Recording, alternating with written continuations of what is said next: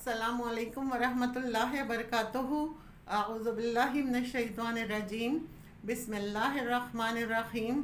Rabbi इश्रह ली सदरी व यस्सिर ली अमरी वहलुल उक़दतम मिन लिसानी यफ़क़हू क़ौली।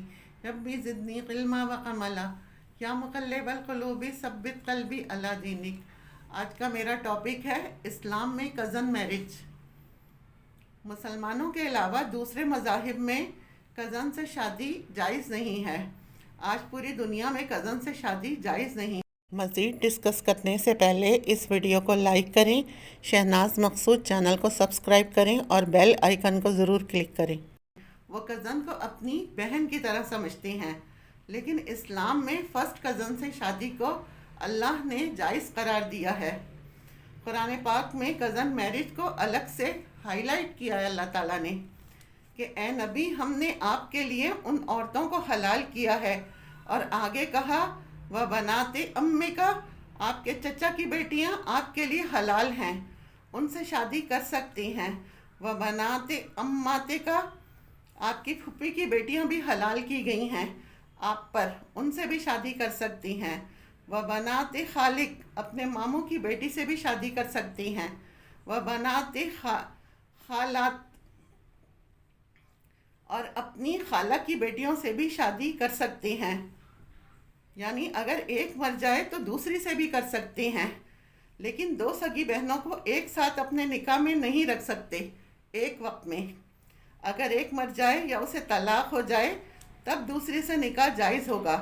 तो अल्लाह ने कुरान में इन रिश्तों को हाईलाइट किया है। अल्लाह चाहते तो इसे ऐसे भी बयान कर सकते थे कि ए नबी, सारी नामहरम औरतों से निकाह जायज़ है। उनको अलग से नाम लेके हाईलाइट किया है, तो ये बिल्कुल जायज़ है।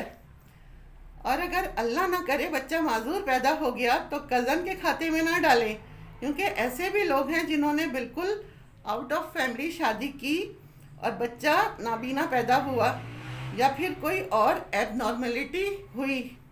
क्योंकि पुराने ज़माने से लेकर कुछ अरसे पहले तक फैमिली में ही शादियां होती आ रही थीं, कोई बच्चा एबनॉर्मल नहीं होता था। अगर बाई चांस हो जाए तो वो एक अलग बात है। ये तो आज के ज़माने में फैमिली से बाहर शादी हो रही है और इतने ही एबनॉर्मल बच्चे भी पैदा हो रहे हैं। कज़न मैरिज से रिश्तेदारी मजबूत होती है। कोई तो लॉजिक है, अल्लाह की हिकमत है कि उसने कुरान में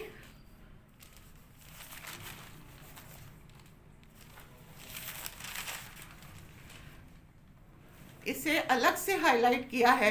क्योंकि पहले फैमिली में शादियां होती थी तो तलाक का रेशो कम था, लेकिन आज आउट ऑफ फैमिली जो शादियां हो रही हैं, इससे तलाक का रेशो बहुत बढ़ गया है।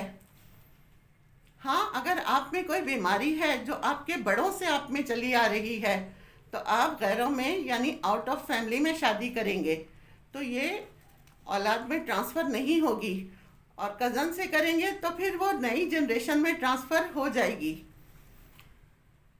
इस बेस पर आप बाहर शादी कर सकती हैं, लेकिन ये मूर्सी बीमारियां होती हैं और वो मेडिकल रिपोर्ट से पता चल जाता है कि ये आपका ख़ानदानी मसला है, तो फिर आपने ख़ानदान में कज़न से शादी की तो ये मसला और बढ़ेगा। क्योंकि अब तो बीमारी ट्रेस हो गई है, तो आप आउट ऑफ फैमिली शादी करें। जैसे बाज़ लोगों में नस्ली दिमागी बीमारी होती है, बाज़ लोगों में हिस्टेरिया की बीमारी होती है, तो ये मोरिसी बीमारियां हैं, नस्ल में ट्रांसफ़र होती हैं। क्योंकि बहुत से मज़ाहिब में ये भी लोग कहते हैं कि जब बहन और भाई से शादी हराम है तो फिर कज़न भी बहन भाई होते हैं, उनकी शादी इस्लाम में जायज़ क्यों करार दी? तो कज़न जो हैं वो बहन भाई जैसे होते हैं, लेकिन सगे बहन भाई नहीं होते। इस तरह तो पूरी दुनिया के इंसान एक दूसरे के बहन भाई हुए, क्योंकि उन सब का नसब जाकर हज़रत आदम अलैहिस्सलाम से मिल जाता है। इस निस्बत से हर मुसलमान दूसरे मुसलमान का भाई है। तो निकाह किन लोगों से हराम किया और किन से हलाल हो, इसका कोई कॉन्सेप्ट होना चाहिए। इस्लाम ने ये कॉन्सेप्ट दिया कि 3 रिश्ते ऐसे हैं जिनसे निकाह हराम है। सगे बहन भाई, باپ دادا ماں نانا نانی، کیونکہ یہ خونی رشتہ داری ہے. اسی طرح پھپھی خالہ، ان سے رشتہ نکاح نہیں ہو سکتا. اس کے علاوہ سوتیلی ماں اور سوتیلے باپ سے بھی نکاح نہیں ہو سکتا. پھر اسی طرح رضائی بہن بھائی، جیسے ایک عورت سے 2 بچوں نے ایک ہی وقت میں دودھ پیا، جس میں ایک لڑکا ایک لڑکی، ایک اس کا اپنا بچہ اور ایک باہر سے ہے. اب ان دونوں بچوں کو بھلے سے ماں باپ الگ الگ ہوں، لیکن دودھ پلانے والی خاتون ایک ہے، تو اب یہ رضائی بہن بھائی ہیں، ان کی شادی نہیں ہو سکتی. اس کے علاوہ آپ نے کسی سے شادی کی تو آپ کی ساس آپ کے لیے حرام ہو گئی. یہ 3 رشتہ داریاں ہیں جن سے نکاح حرام ہے. اب ان 3 رشتہ داریوں میں سے کزن میں کوئی رشتہ داری نہیں پائی جاتی، اس لیے ان سے نکاح جائز ہے. ہندوؤں کے یہاں یہ رواج تھا کہ والد کے اوپر 5 جنریشن یعنی پچھلی 5 پیڑھیاں ان میں شادی نہیں ہو سکتی تھی، اور والدہ کی طرف سے 3 جنریشن یعنی 3 پیڑھیاں والدہ کی طرف سے پچھلی، ان میں شادی نہیں ہو سکتی تھی.